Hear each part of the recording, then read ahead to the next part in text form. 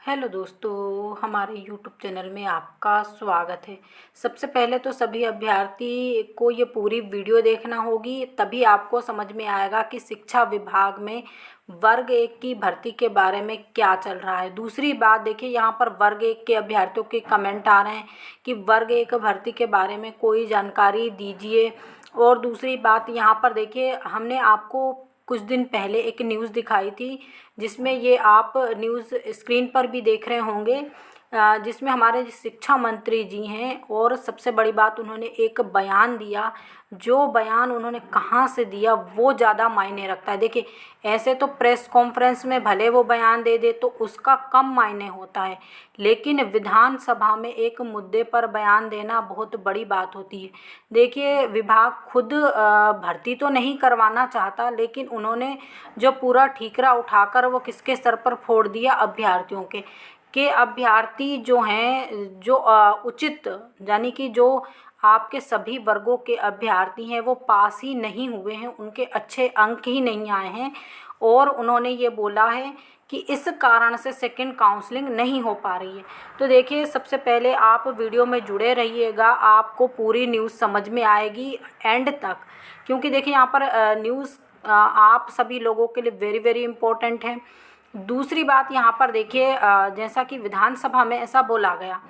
अब यहाँ पर एक बात आपको और समझनी होगी कि विधानसभा में क्या है, ये किस सत्र में बोला गया है। देखिए, ये बोला गया है 25-26 के सत्र में।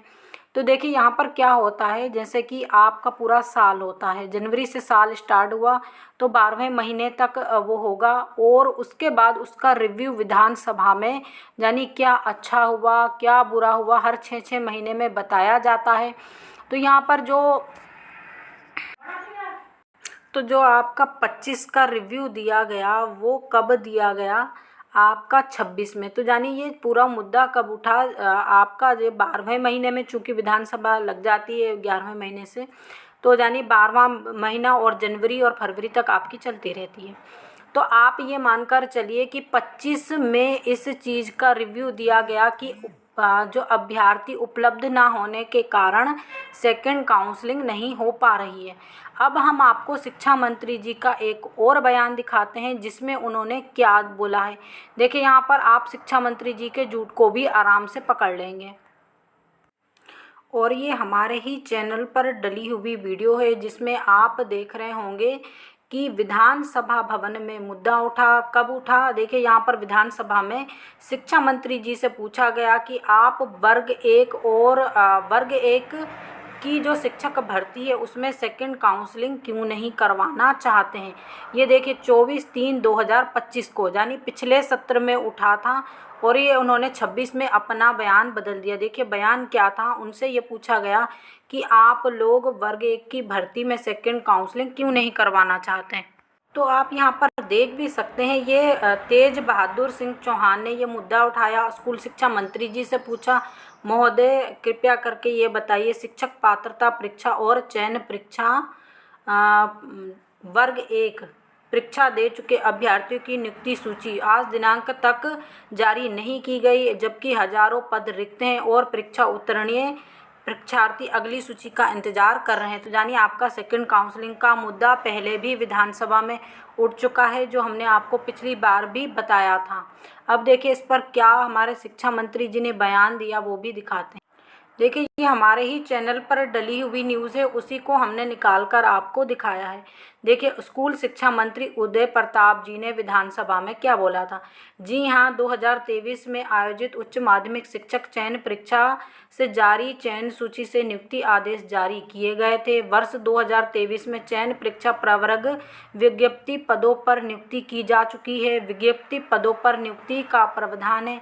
माननीय उच्च न्यायालय जबलपुर द्वारा उच्च माध्यमिक शिक्षक चयन परीक्षा 2023 की प्रतीक्षा सूची से नियुक्ति आदेश जारी करने पर रोक लगाई गई है।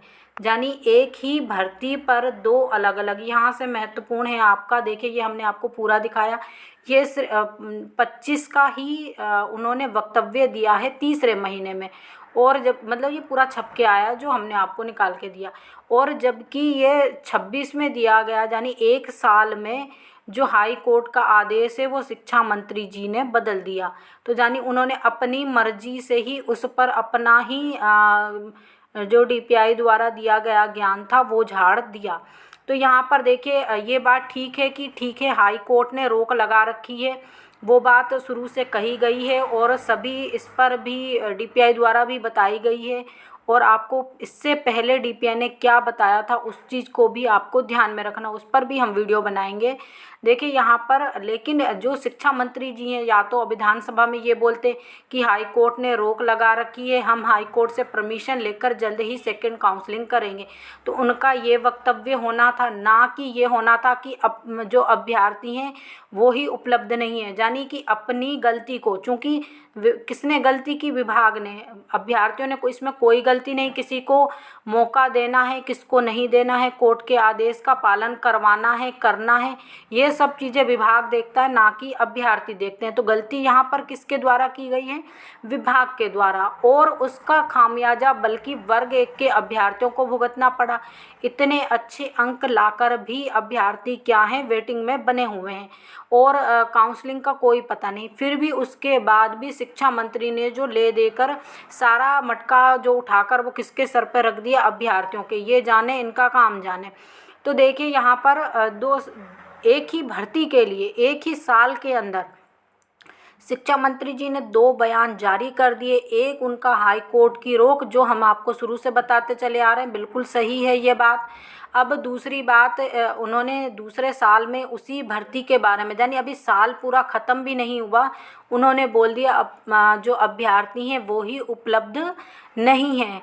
तो देखिए यहाँ पर जो शिक्षा मंत्री जी हैं आप लोगों को उनको समझाना होगा कि ऐसी बात नहीं है। दूसरी बात, इस पर और भी हम वीडियो बनाएंगे और भी चर्चा करेंगे, पहले ये चीज़ आपको दिखाना बेहद ज़रूरी था।